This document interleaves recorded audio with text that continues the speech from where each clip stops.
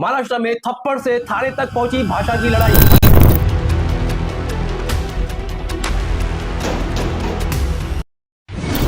मराठी भाषा की अस्मिता के नाम पर सियासी घमासान। मराठी बनाम बाहरी के मुद्दे पर मराठी भाषा के तड़के ने एक बार फिर महाराष्ट्र मराठी बनाम बाहरी को लेकर महाभारत।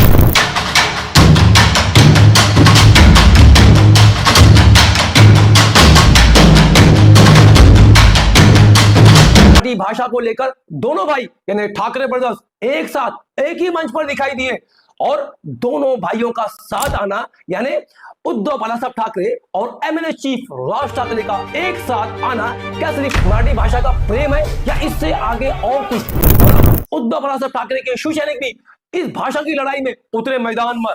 राजन विचारे ने अपनी ऑफिस में ही दुकानदार को लगवाए थप्पड़। क्या मराठी बनाम हिंदी का मुद्दा बनाकर लोगों को डिवाइड किया जा रहा है, लोगों को बांटा जा रहा है, लोगों के बीच में विभाजन किया जा रहा है?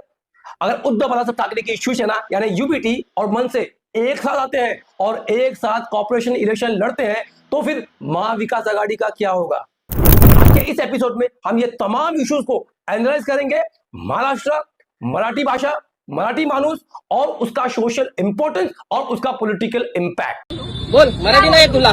नहीं आता मुझे मराठी। हिंदी मराठीत बोल। नहीं आता का मुझे। नाही नहीं आता। कुठे ऑफिसला कामाला आहे? क्यों बोले तो? नहीं मराठी आता बोलायला मुझे, लागणार तुला? नहीं का नाही बोलणार तू नहीं मराठी? आता मुझे। का नाही बोलणार मराठी? नहीं आता। का नाही बोलणार मराठी? नहीं आता। तू महाराष्ट्रात कशाला राहते? वो महाराष्ट्रात कशाला राहते? महाराष्ट्रात कशाला राहते तू? मेरी मर्जी से रहती। आमच्या महाराष्ट्रामध्ये मुंबईमध्ये आम्हाला सांगता इकडच्या आस्थापनांमध्ये हमें मराठी बोलना नहीं आता तो क्या हुआ? कानफट इथंच बसणार।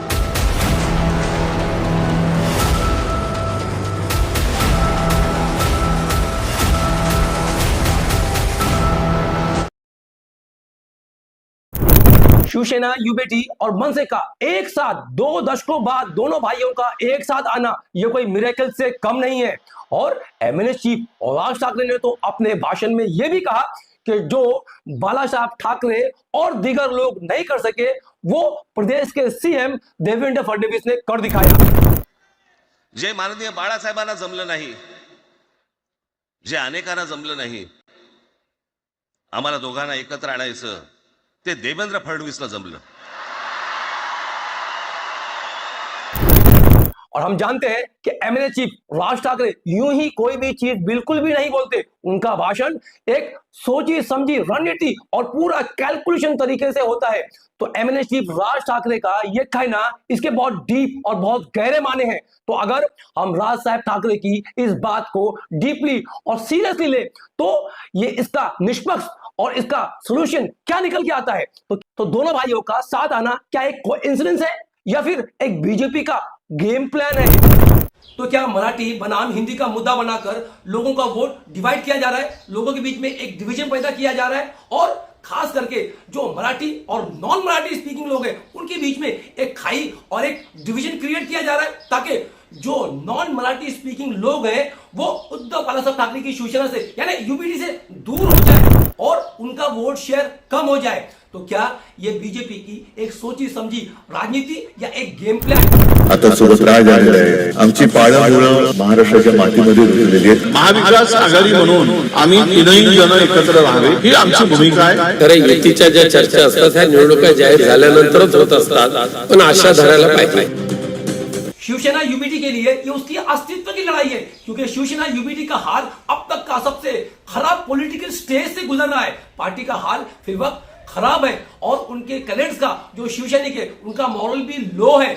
हम शिवसेना यूबीटी की बात कर रहे हैं। अगर शिवसेना ये कॉर्पोरेशन इलेक्शन हार जाती है तो ये इसके लिए बहुत लो और बहुत इनके कैडेट्स के लिए शिवसैनिक के लिए ये बहुत सेटबैक होगा और इससे हो सकता है कि आने वाले इलेक्शन में कॉर्पोरेशन इलेक्शन के बाद में बहुत सारे शिवसैनिक यूबीटी के उनके आमदार उनके खासदार पार्टी छोड़कर जा सकते हैं। तो शिवसेना यूबीटी के लिए ये उसकी अस्तित्व की लड़ाई है और हो सकता है ये एंगल को कैलकुलेशन करते हुए ये एंगल को ध्यान में रखते हुए उद्धव बालासाहेब ठाकरे की शिवसेना ने मनसे से अलायंस किया। मन से भी अब तक की सबसे पॉलिटिकल खराब स्टेज में है, क्योंकि पिछले इलेक्शन में 2024 के इलेक्शन में मनसे का वोट शेयर सिर्फ 1.5% था, सिर्फ 1.5% वोट मिला था इनको पिछले 2024 के इलेक्शन में।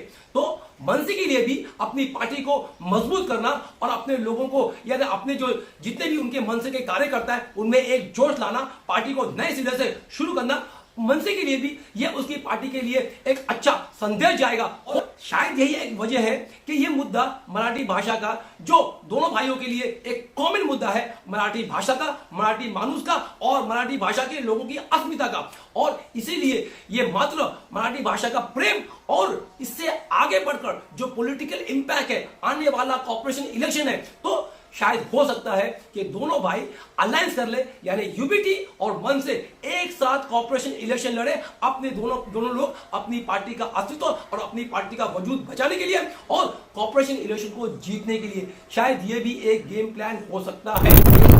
लोगों का दबाव है, भारी दबाव है, प्रेशर है कि शिवसेना और मनसे एक साथ आकर लोकल बॉडीज के चुनाव लड़े, खास करके मुंबई महानगर पालिका।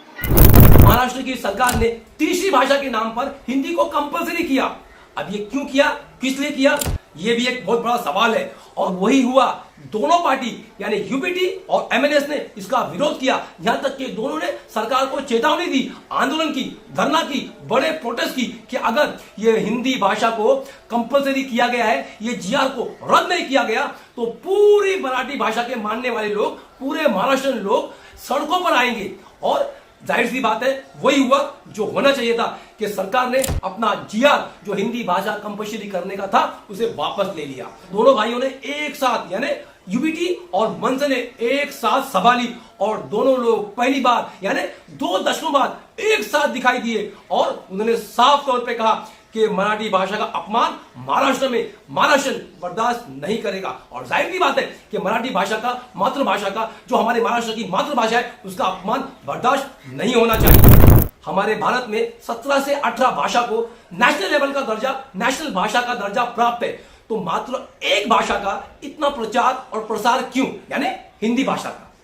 किसी भी राज्य की भाषा में उसका कल्चर दिखाई देता है, उस राज्य की भाषा में उसकी सभ्यता और उसकी अस्मिता दिखाई देती है, क्योंकि एक पर्टिकुलर राज्य की भाषा होती है और वहां के रहने वाले लोगों को उस राज्य की भाषा से यानी अपनी मातृभाषा से प्यार होता है। और जाहिर सी बात है कि उस राज्य के लोगों को उस भाषा से प्यार होगा, लगाव होगा, और उससे प्यार होना स्वाभाविक है और होना भी चाहिए। मराठी भाषा महाराष्ट्र की शान है और किसी को यह राइट नहीं है, किसी को यह इख्तियार नहीं है कि वो भाषा का अपमान करे। मराठी भाषा क्यों, किसी भी भाषा का अपमान नहीं होना चाहिए, लेकिन मराठी भाषा के नाम पर मारपीट, तोड़फोड़, गुंडागर्दी, ये भी हमारे महाराष्ट्र की सभ्यता और संस्कृति बिल्कुल नहीं। देखिए, मीरा रोड की घटना के तुरंत बाद एफआईआर भी दाखिल हुआ और कार्रवाई भी हुई है। इस प्रकार से कोई भाषा के आधार पर गुंडागर्दी करेंगे तो हमारी सरकार उनको छोड़ेगी नहीं, उनके ऊपर कार्रवाई करेगी। मैं वापस कह रहा हूं, स्वभाषा का अभिमान होना चाहिए, मातृभाषा का अभिमान होना चाहिए, पर उसको आगे करके अगर कोई गुंडागर्दी करेगा तो सहन नहीं किया जाएगा। मराठी बनाम हिंदी का मुद्दा बनाकर यानी Marathi speaking versus non Marathi का मुद्दा बनाकर इसे एक सियासी रंग दिया जा रहा है और इसमें इस आग में पेट्रोल डालने का काम कर रहे निशिकांत दुबे। वो वहां बैठकर यहाँ की भाषा को लेकर अब सब, जैसे हम जानते हैं कि निशिकांत दुबे जाने जाते हैं अपने ऐसे बयानबाजी करने के लिए, ऐसे अनसन बात बोलने के लिए, भड़काऊ भाषण देने के लिए, और इस वक्त में भी उन्होंने यही काम किया कि उन्होंने क्या कहा यह भी आप सुनिए। हिम्मत है तो आप हिंदी भाषी को मारते हो तो उर्दू भाषी को भी मारो, तमिलियन को भी मारो, आप जो है तेलुगु वाले को भी मारो। आप जो इस तरह की घटिया हरकत कर रहे हो, और मैंने हमेशा कहा है कि जब अपने घर में हो, महाराष्ट्र में हो, यदि बहुत बड़े बॉस हो तो चलो बिहार, चलो उत्तर प्रदेश, चलो तमिलनाडु, तुमको पटक पटक के मारेंगे। तू आम्हाला पटक पटक के मारणार दुबे? दुबेलाच मी सांगतो, दुबे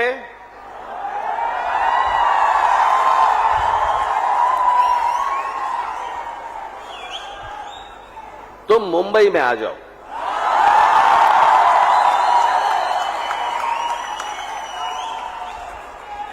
मुंबई के समुंदर में डूबे डूबे कर मारेंगे।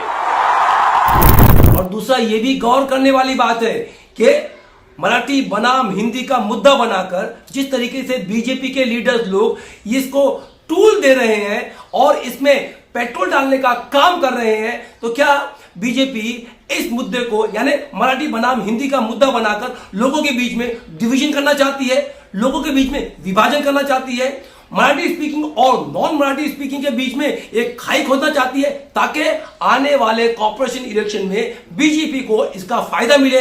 क्या यह भी एक गेम प्लान हो सकता है? और दूसरा, कहा तो यह भी जा रहा है कि इसे मुद्दा बनाकर शायद बिहार इलेक्शन में भी इसका इंपैक्ट देखा जा सकता है।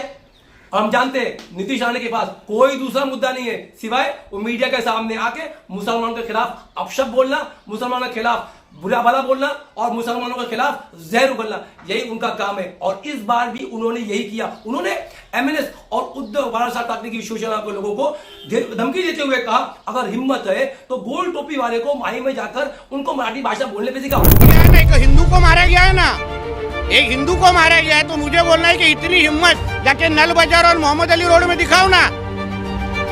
वो जो दाढ़ी वाले और गोल टोपी वाले क्या मराठी में बात करते हैं? अरे हम नीतीश राणे को बोलना चाहते हैं, जो भी महाराष्ट्र है, irrespective of his religion, who is born and brought up in Maharashtra, he is a Maharashtrian by default, और उसे मराठी भाषा आती ही है, और जिसे नहीं आती है वो टूटी फूटी बोलता है, लेकिन उसे क्रिटिसाइज, उसका अपमान ये मुसलमान कभी नहीं करता है और कभी ना करेगा। क्या यूबीटी चीफ उद्धव ठाकरे ने एमएनए चीफ राज ठाकरे से हाथ मिलाकर एक साथ में आकर उन तमाम लोगों का विश्वासघात किया है जिन्होंने इन्हें भर भर कर यानी यूबीटी को भर भर कर पिछले लोकसभा इलेक्शन में और विधानसभा इलेक्शन में वोट दिया था? तो आज वो तमाम लोग जिन्होंने उद्धव बाळासाहेब ठाकरे की शिवसेना को पिछले लोकसभा इलेक्शन में, पिछले विधानसभा इलेक्शन में भर भर कर वोट दिया था, आज वो एक चीटेड महसूस कर रहे हैं। ऐसा लगता है, उन्हें ऐसा लग रहा है कि उनके साथ धोखा किया गया। और खास करके मुस्लिम समाज जिन्होंने उद्धव बाळासाहेब ठाकरे की शिवसेना को पिछले लोकसभा इलेक्शन में और विधानसभा इलेक्शन में भर भर कर वोट दिया था मसाल को, तो आज उद्धव बाळासाहेब ठाकरे की शिवसेना ने मनसे से हाथ मिलाकर उन तमाम लोगों को और खास करके मुस्लिम समाज का अपमान किया या उन्हें धोखा देने का काम किया है। ये एक बहुत बड़ा सवाल है। जो माइनॉरिटी वोटर्स था वो ये समझता था कि उद्धव बाळासाहेब ठाकरे की शिवसेना कांग्रेस से और एनसीपी एसपी से हाथ मिलाकर एक सेक्युलर इमेज वाली पार्टी बन गई है, लेकिन उद्धव बाळासाहेब ठाकरे की शिवसेना ने एमएनएस से हाथ मिलाकर वापिस से उन तमाम वोटर्स को जिन्होंने मशाल को भर भर कर वोट दिया था उसे धोखा देने का काम किया है और उन्हें अपमानित किया है। तो अब आने वाले कॉर्पोरेशन इलेक्शन में ये तमाम लोग और खास करके मुस्लिम समाज जिन्होंने मशाल को वोट दिया था उद्धव बाळासाहेब ठाकरे की शिवसेना को, उनका क्या होगा? क्या ये दोबारा उन्हीं को वोट देंगे? और हमारा सवाल है वो तमाम उलमाए कराम से जिन्होंने उस इलेक्शन में आगे आकर फतवा दिया था और मस्जिदों से अपील की थी वोट देने के लिए मशाल को, उद्धव बाळासाहेब ठाकरे की शिवसेना को। हमने हमारे कई वीडियो में यह बात रिपीट की है, जब पॉलिटिक्स के अंदर, जब सियासत के अंदर धर्म का इस्तेमाल होने लगे, जब धर्म के नाम पर वोट मांगे जाने लगे, जब धर्म के नाम पर सियासत होने लगे, तो समझ लेना कि यह पॉलिटिक्स का सबसे गिरता हुआ स्तर है। और आज हमने पिछले इलेक्शन में यही देखा कि किस तरीके से धर्म का इस्तेमाल किया गया पॉलिटिक्स में, इलेक्शन में, वो भले से बीजेपी हो या नॉन बीजेपी पार्टी हो, मुस्लिम समाज हो या दूसरे कोई हो, लेकिन धर्म का इस्तेमाल पॉलिटिक्स में करना और धर्म के नाम पर वोट देना, मजहब के नाम पर वोट मांगना, मजहब के नाम पर वोट देना, यह पॉलिटिक्स का सबसे गिरता हुआ स्तर है और यह नहीं होना चाहिए। और इसका रिजल्ट क्या होता है? कभी भी आपका डेवलपमेंट आपके इलाके का, आपके क्षेत्र का, आपके वार्ड का, आपके एरिया का और इन द लार्ज आपके शहर का और आपके जिले का कभी नहीं हो पाएगा अगर आपने धर्म के नाम पे वोट दिया। और आज हम यही देख रहे हैं कि लोगों को धर्म के नाम पर उकसाया जाता है, इमोशन किया जाता है और उन्हें धर्म के नाम पर एक पर्टिकुलर पार्टी से डराकर दूसरी पार्टी को वोट देने को अपील की जाती है और लोग जज्बात में आकर बह जाते हैं और वोट देते हैं। और उसका रिजल्ट क्या होता है कि इनका डेवलपमेंट नहीं होता, क्योंकि जो जीत गया वो भूल जाता है और जो हार गया वो तो कुछ करेगा ही नहीं।